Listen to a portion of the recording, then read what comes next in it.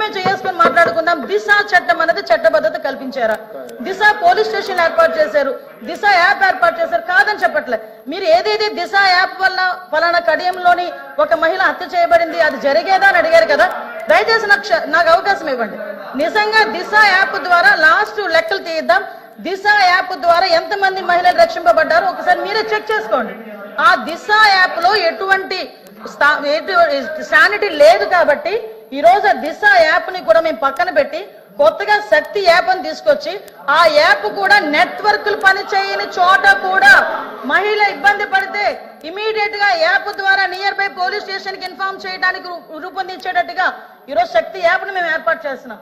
అది women's day రోజు గౌరవ ముఖ్యమంత్రి గారు కూడా శక్తి యాప్ ను కూడా ప్రారంభోత్సవం చేయబోతున్నారని చెప్పడానికి నేను గర్వపడుతున్నాను. నేను నిజంగా పని చేయని వాటి చోట పక్కన పెట్టండి, పని చేసే వాటిని మీరు ఎంకరేజ్ చేయాల్సిన అవసరం ఉంది.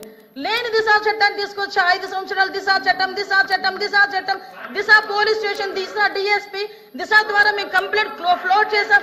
రమ్మనండి ఒక్కసారి దిశ పోలీస్ స్టేషన్ లోని దిశ కంప్లైంట్లు ఇచ్చిన వాళ్ళు ఏ చట్టం మీద కంప్లైంట్లు ఇచ్చారో అటువంటి పరిస్థితుల్లోనే ఈ రోజు దిశ యాప్ గురించి మీరు మాట్లాడుతున్నారు.